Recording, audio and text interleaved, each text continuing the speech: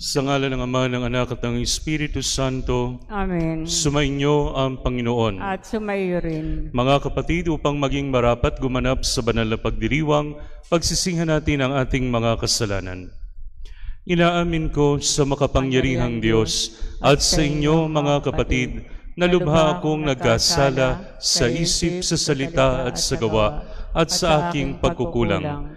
Kaya sinasamo ko sa mahal na Birheng Maria, sa lahat ng mga anghel at mga banal, at sa inyo mga kapatid, na ako'y ipanalangin sa Panginoong ating Diyos.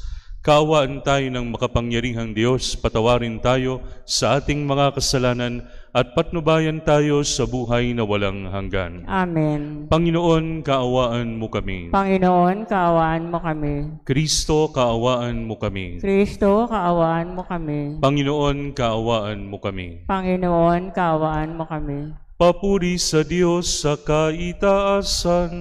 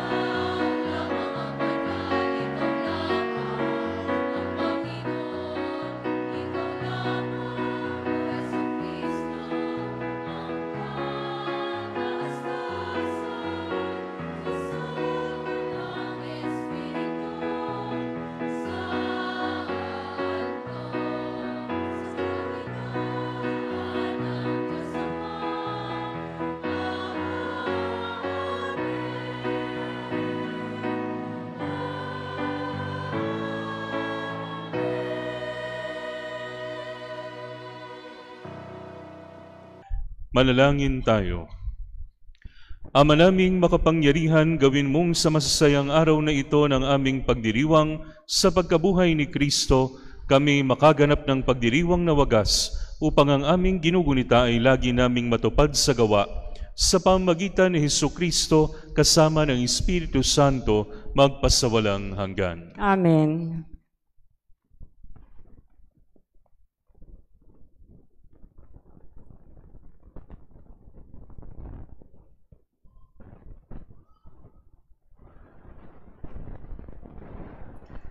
Ang salita ng Diyos mula sa gawa ng mga apostol. Noong mga araw na iyon, may ilang taong dumating sa Antioquia mula sa Judea at itinuro sa mga kapatid ang ganito: kapag hindi kayo nagpatuli ayon sa kautusan ni Moises, hindi kayo maliligtas. Tinutulan ito ni Pablo at Bernabe at naging mainitan ang kanilang pagtatalo tungkol dito. Kaya't napagkaisahang papuntahin sa Jerusalem sina Pablo at Bernabe at ang ilan pang kapatid sa Antioquia upang makipagkita sa mga apostol at sa matatanda tungkol sa suliraning ito. Kaya't minabuti ng mga apostol, ng matatanda at ng buong simbahan na pumili ng ilan sa kanila upang suguin sa Antioquia kasama sina Pablo at Bernabe. At sinugo nila ang mga pangunahin ng mga kapatid, si Judas na tinatawag na Barabas at si Silas. Ipinadala nila ang sulat na ganito ang nilalaman: kaming mga apostol at patatanda ay bumabati sa kapatid na hintil sa Antioquia, sa Syria at Cilicia. Nabalitaan naming ginugulo kayo ng ilang kasamahang galing dini, bagamat hindi namin sila inutusan. Di umano'y binabagabag kayo sa pamamagitan ng kanilang sinasabi, kaya't napagkaisahan naming magpadala sa inyo ng mga sugo.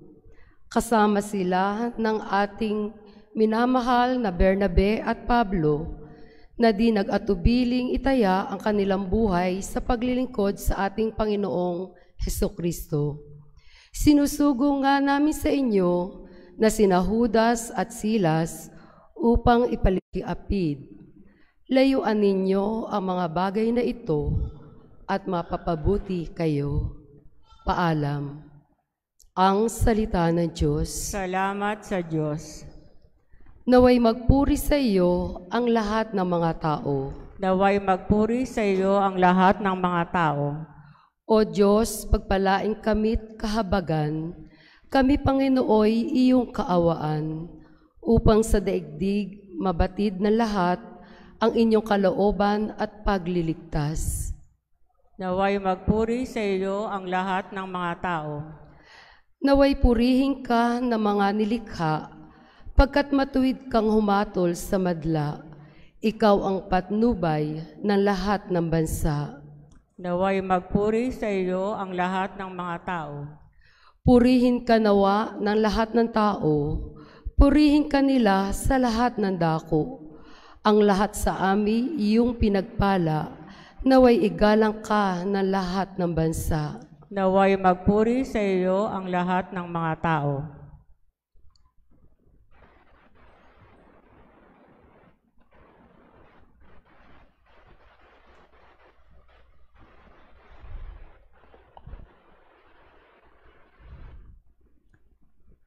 Ang salita ng Diyos mula sa aklat ng pahayag. Nilukuban ako ng Espiritu at inihatid ako ng anghel sa ibabaw ng isang napakataas na bundok. Ipinakita niya sa akin ang Jerusalem, ang banal na lungsod, na bumababa mula sa langit buhat sa Diyos. Nagliliwanag ito dahil sa kaningningan ng Diyos, kumikislap na gaya ng hiyas ng haspeng sinlinaw ng kristal. Ang pader nito'y makapal at mataas at may 12 pinto. Bawat isa'y may bantay na anghel na nakasulat sa mga pinto ang pangalan ng 12 lipi ng Israel. 3 ang pinto ng bawat panig, 3 sa silangan, 3 sa timog, 3 sa hilaga at 3 sa kanluran. Ang pader na lungsod ay may 12 saligang bato at nakasulat dito ang pangalan ng 12 apostol ng Kordero. Napansin ko na walang templo sa lungsod sapagkat ang Panginoong Diyos ang makapangyarihan sa lahat ng Kordero, ang pinakatemplo roon. Hindi na kailangan ng araw o ang buwan upang liwanagan ang lungsod, pagkat ang kaniningan ng Diyos ang nagbibigay liwanag doon at ang Kordero ang siyang ilawan. Ang salita ng Diyos. Salamat sa Diyos.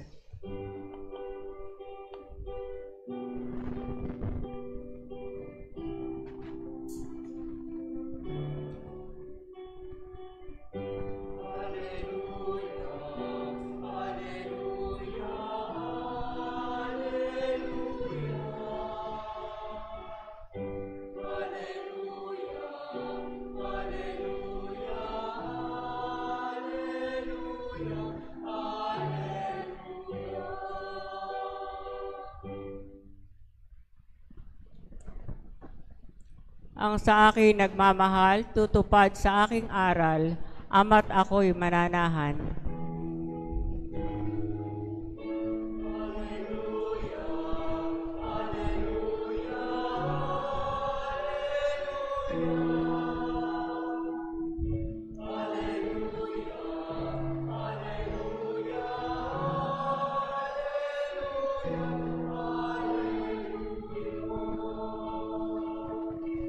Sumainyo ang Panginoon. At sumayo rin. Ang mabuting balita ng Panginoon ayon kay San Juan. Papuri sa iyo, Panginoon.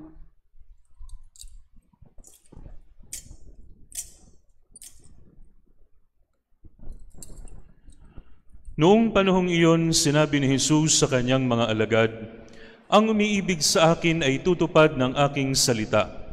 Iibigin siya ng aking Ama at kami sa kanya at mananahan sa kanya.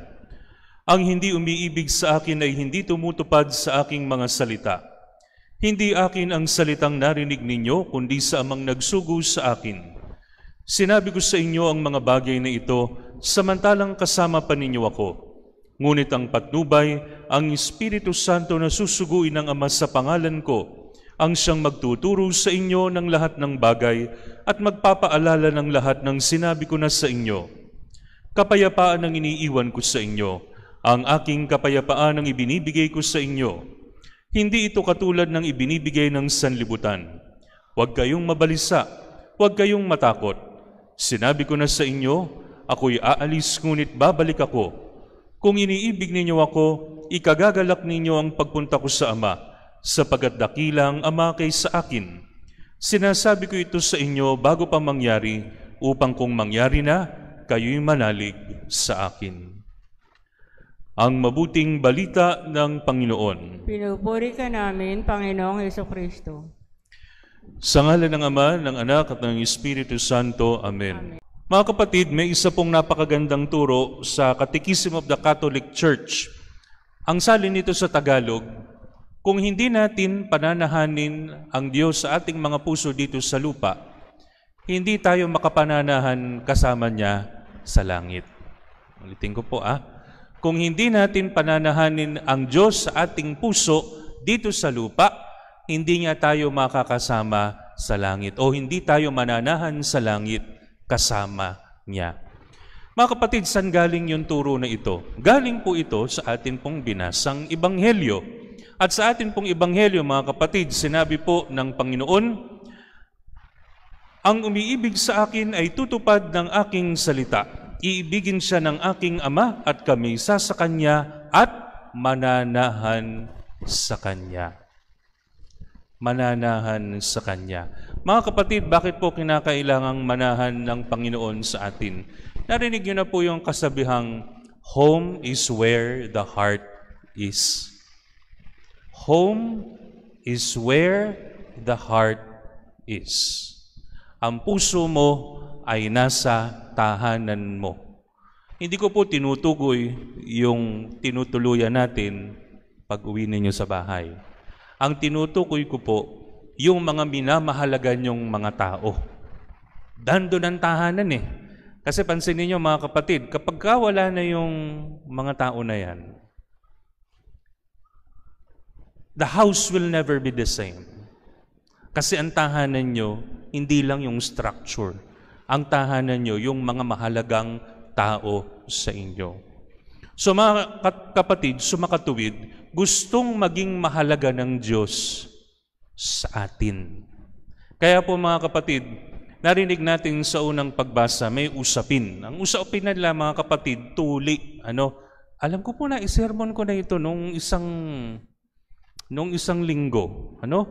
Usapin na naman ng tuli. Bakit ba kinakailangang tuliin sa mga lalaki rito? Bakit ba kinakailangan tuliin? San ba galing yan? Mga kapatid, originally, ang tuli ay nanggaling po kay Moises. Si Moises po ang sinabi sa kanya ng Panginoon, kung gusto mong maging bahagi ng bayan ko, kung gusto mong maging bahagi ng pamilya ko, kinakailangan lahat ng mga lalaki magpatuli. So may tanong mga kapatid, may tanong. Sa first reading, paano yung mga hindi Hudyo? Magpapatuli ba sila? So sinagot yun ni San Pedro. Ang sabi po ni San Pedro, hindi na.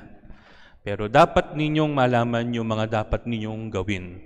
Dapat ninyong malaman kung ano yung dapat mahalaga sa inyo. At ano po ang sabi ni St. Peter doon mga kapatid? Iwasan ninyo yung mga ginagawa ng mga hindi nakakakilala sa Diyos. Kasi dapat Diyos na ang priority ninyo. Ang dapat tuliin sa inyo, hindi na yung nasa baba. Ang dapat tuliin sa inyo yung puso. Kasi yung puso, dapat nandoon ang Diyos. At ano ba mga kapatid, yung tipan ni Moises? I am yours and you are mine. Yun yun. I am yours and you are mine. Ikaw ay sa akin, ako ay sa iyo. Kapag kami pumalit na sa puso natin sa Panginoon, nadi-displace na ang Panginoon. Kaya mga kapatid, sa atin pong second reading, narinig natin na nakita sa pangitain ni San Juan yung heavenly Jerusalem na bumababa mula sa langit. At ano ba ang ibig sabihin ng pangitain na yon? Hindi na nila kinakailangan ng araw, hindi na nila kinakailangan ng buwan, kasi ang nandun sa gitna at nagbibigay ng liwanag sa templo ay ang Diyos. Tayong lahat mga kapatid ay templo. At kung hindi tayo naliliwanagan ng Diyos mga kapatid, madilim ang ating templo. Madilim ang ating puso. Mga kapatid, sabi po ng Panginoon sa ating binasang Ebanghelyo, kapayapaan ang iniiwan ko sa inyo, ang aking kapayapaan ang ibinibigay ko sa inyo. Dito po galing yung binabanggit natin sa misa, pagka-peace be with you. Ano ba yung kapayapaan na yan mga kapatid? Sinasabi sa atin na kapag ka ang Diyos ang sentro ng ating puso at buhay, wala tayong dapat ikabalisa at tayo ay payapa. Bakit? Kasi kung iba ang nandyan sa puso na yan, anything created, kahit anong bagay na nilikha, ibig sabihin, kahit anong bagay dito sa mundong ito, maging tao, bagay, o any position, any privilege, pag yan ang nasa puso natin, mababalisa tayo eh. Bakit? Ang tao, pwedeng mawala, pwedeng umalis, pwedeng magtaksil. Ang salapi, pwedeng mawala. Ang gamit, pwedeng agawin. Ang posisyon, pwedeng mawala. Kung yan ang nasa puso natin, mababalisa tayo, hindi tayo mapapakali. Pero sinasabi ni Jesus, kung ako ang nasa puso ninyo, walang pwedeng umagaw sa akin, sa inyo. Kasi babalik tayo doon sa pangako ng tipan, ako ay sa iyo at ikaw ay akin. Kaya po mga kapatid, mahalaga po na si Kristo ang nasa ating mga puso. Sa araw pong ito ng linggo mga kapatid, magandang i-evaluate natin yung laman ng ating mga puso. Ano ba ang nandyan? Si Kristo ba? O may iba pa? Kung gusto natin ng kapayapaan, kung gusto natin ng tunay na kaligayahan, hindi naman hinihiling ng Panginoon na kalimutan natin lahat. Ang hinihiling lang niya, maging first place siya dito. Ito po ang ating pagnilayan sa hapong ito, sa gabing ito, sa ngalan ng Ama, ng Anak, ng Espiritu Santo. Amen. Ipahayag natin ang ating pananampalataya. Sumasampalataya ako sa Diyos amang makapangyarihan sa lahat, na may gawa ng langit at lupa. Sumasampalataya ako kay Jesucristo, isang anak ng Diyos, Panginoon nating lahat.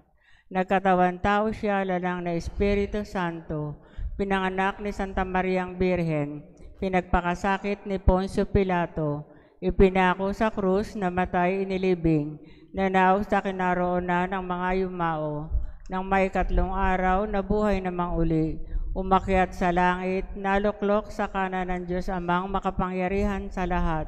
Doon magmumulang paririto at hukom sa nangabubuhay at nangamatay na tao. Sumasampalataya naman ako sa Diyos Espiritu Santo, sa banal na simbahang katolika, sa kasamahan ng mga banal, sa kapatawaran ng mga kasalanan, sa pagkabuhay na manguli ng amatay na tao, at sa buhay na walang hanggan. Amen. Mga kapatid, sa amang nagsugo sa anak, dumalangin tayong pawiin ng ating takot at pagkabalisa. Ang atin pong itutugon, Panginoon, gabayan ang iyong simbahan. Panginoon, gabayan ang iyong simbahan. Para sa banal na simbahan, sa pamumuno ng bagong hirang na Papa, upang lagi niyang ipangaral ang pag-ibig sa Panginoon sa pagtupad sa kanyang salita, dumalangin tayo sa Panginoon. Panginoon, gabayan ang iyong simbahan. Para sa mga bagong halal na pinuno ng pamahalaan, upang matumbasan nila ang tiwala at pag-asa ng mga naluklok sa kanila sa tungkulin. Dumalangin tayo sa Panginoon. Panginoon, gabayan ang iyong simbahan. Para sa mga natatakot at nababalisa sa buhay, upang mapawi ang mga ito sa kanilang pagnanalig at pag-asa sa Panginoon. Dumalangin tayo sa Panginoon. Panginoon, gabayan ang iyong simbahan. Para sa ating natitipon ngayon, upang sa panahon tila wala ang Panginoon, manalig tayong kasama natin ang ipinangakong Espiritong Banal. Dumalangin tayo sa Panginoon. Panginoon, gabayan ang iyong simbahan. Para sa mga yumao, lalo na si Papa Francisco, upang makamit nila ang kapayapaang dulot ng pag-ibig at pagsunod kay Kristo.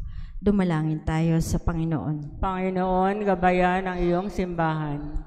Ama naming mapagmahal, isinugo mo ang iyong anak at ang Espiritu Santo upang mapawi ang aming takot at pagkabalisa at paghariin ang iyong kapayapaan sa pamamagitan ni Jesucristo ang aming Panginoon, magpasawalang hanggan. Amen.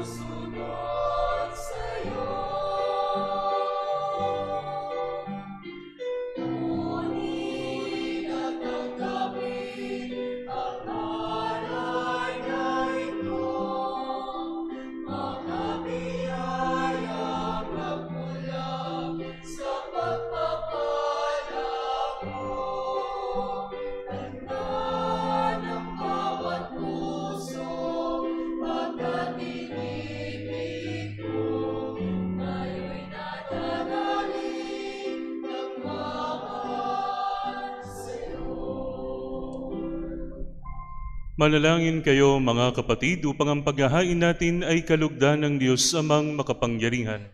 Tanggapin nawa ng Panginoon itong paghahain sa iyong mga kamay, sa kapurihan niya at karangalan, sa ating kapakinabangan at sa buong sambayanan niyang banal. Ama naming lumikha, paakyatin mo sa iyong piling sa kalangitan ng aming panalangin kalakip ang haing mga alay, upang ang mga pinaging dapat mong gawing dalisay ay maging marapat na makasalo sa piging ng iyong pagmamahal. Sa pamamagitan ni Jesucristo kasama ng Espiritu Santo, magpasawalang hanggan. Amen. Sumainyo ang Panginoon. At sumaiyo rin. Itaas sa Diyos ang inyong puso at diwa. Tinaas na namin sa Panginoon. Pasalamatan natin ang Panginoong ating Diyos. Marapat na siya ay pasalamatan. Ama naming makapangyarihan, tunay ngang marapat na ikaw ay aming pasalamatan sa pamamagitan ni Jesucristo na aming Panginoon. Siyang salitang katuwang mo at kapiling noong ang lahat ng umiiral ay iyong likhain.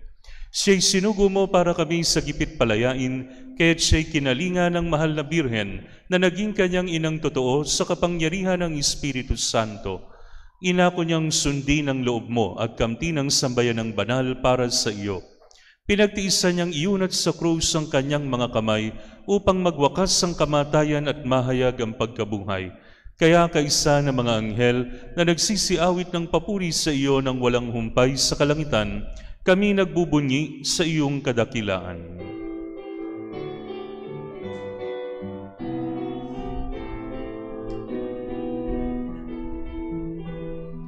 Santo, Santo, Santo, Panginoong Diyos, napupuno ang langit at lupa ng kadakilaan mo. Hosana, Hosana, Hosana sa kaitaasan. Hosana, Hosana, Hosana sa kaitaasan. Pinagpala ang naparirito sa ngalan ng Panginoon. Hosana, Hosana, Hosana sa kaitaasan. Hosana, Hosana, Hosana sa kaitaasan. Ama naming banal, ikaw ang bukal ng tanang kabanalan, kaya't sa pamamagitan ng iyong Espiritu, gawin mong banal ang mga kaloob na ito, upang para sa aming maging katawan at dugo ng aming Panginoong Hesukristo.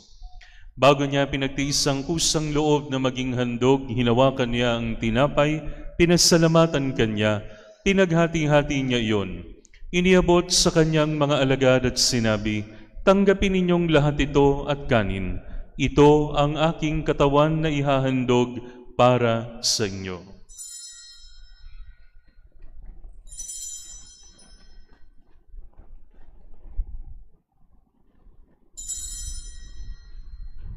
Gayun din naman nung matapos ang hapunan, hinawakan niya ang kalis, muli kanyang pinasalamatan. Iniabot niya ang kalis sa kanyang mga alagad at sinabi, "Tanggapin ninyong lahat ito at inumin. Ito ang kalis ng aking dugo, ng bago at walang hanggang tipan. Ang aking dugo na ibubuhos para sa inyo at para sa lahat sa ikapagpapatawad ng mga kasalanan. Gawin ninyo ito sa pag-alala sa akin."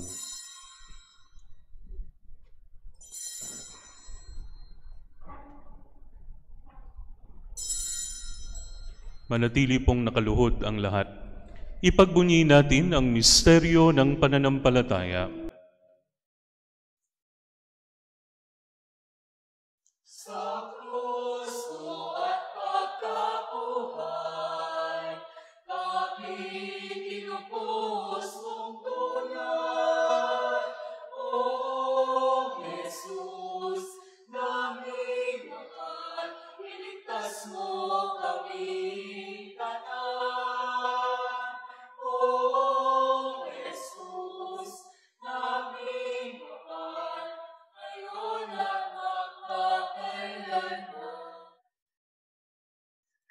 Ama, ginagawa namin ngayon ang pag-alala sa pagkamatay at muling pagkabuhay ng iyong anak, kaya tiniaalay namin sa iyo ang tinapay na nagbibigay buhay at ang kalis na nagkakaloob ng kaligtasan. Kami nagpapasalamat dahil kami iyong minarapat na tumayo sa harap mo para maglingkod sa iyo. Isinasamo namin kaming magsasalo-salo sa katawan at dugo ni Kristo ay mabuklod sa pagkakaisa sa pamamagitan ng Espiritu Santo. Ama, lingapin mo ang iyong simbahang laganap sa buong daigdig. Puspusin mo kami sa pag-ibig kaysa ni Leon na aming Papa, ni Dennis na aming Obispo at ng Tanang Kaparian. Alalahanin mo si Luisa na tinawag mo mula sa daigdig na ito. Alalahanin mo rin ang mga kapatid naming nahimlay nang may pag-asang sila'y muling mabubuhay, gayon din ang lahat ng mga pumanaw. Kaawaan mo sila at patuloyin sa iyong kaliwanagan. Kaawaan mo at paging dapatin kaming lahat na makasalo sa iyong buhay na walang wakas, kaisa ng mahal na Birheng Maria na Ina ng Diyos, kaisa ni San Jose, kaisa ng mga apostol at lahat ng mga banal na namuhay dito sa daigdig ng kalugod-lugod sa iyo. May pagdiwang nawa namin ang pagpupuri sa ikararangal mo sa pamamagitan ng iyong anak na aming Panginoong Hesukristo. Sa pamamagitan ni Kristo, kasama niya at sa Kanya, ang lahat ng parangal at papuri ay sa iyo, Diyos Amang makapangyarihan, kasama ng Espiritu Santo, magpasawalang hanggan.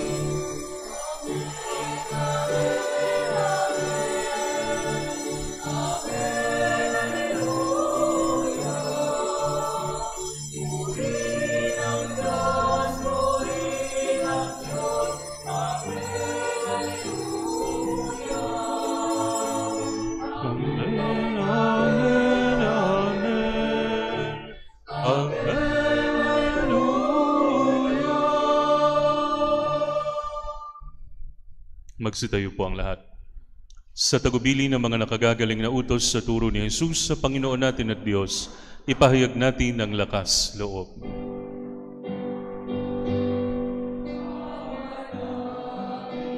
Sumasalangit ka, sambahin ang ngalan mo.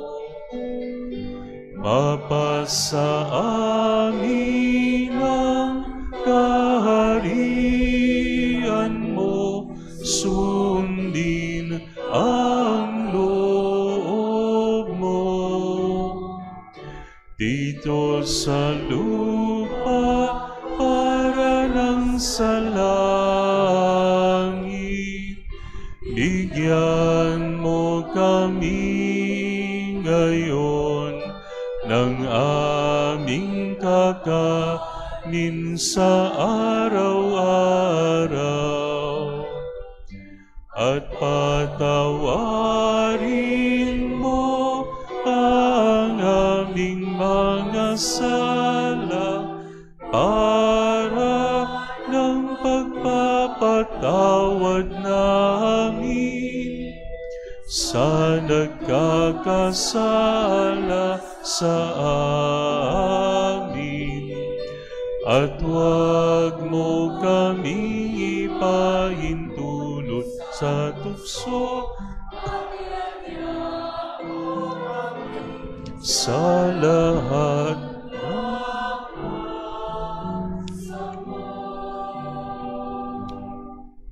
Hinihiling namin kami, Diyos, sa lahat ng masama, pagkalooban ng kapayapaan araw-araw, iligtas sa kasalanan at ilayo sa lahat ng kapahamakan. Samantalang aming pinananabikan ang dakilang araw ng pagpapahayag ng tagapagligtas naming si Jesucristo.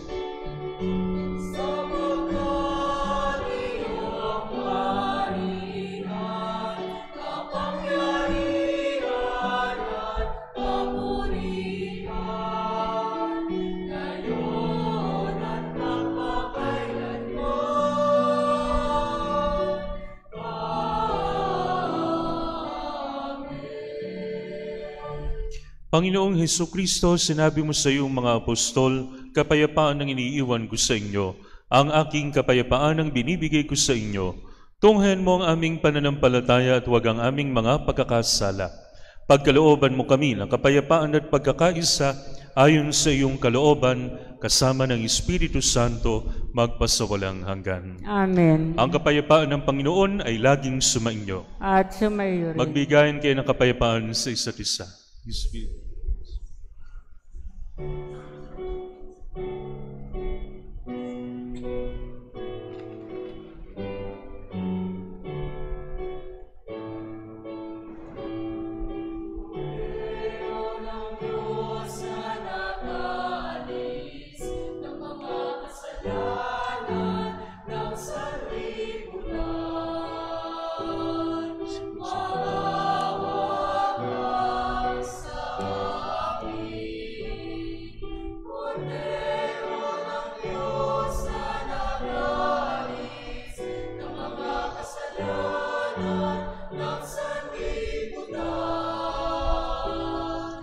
Maawa ka sa amin. Agnus Dei qui tollis peccata mundi, dona nobis pacem, dona nobis pacem, dona nobis pacem.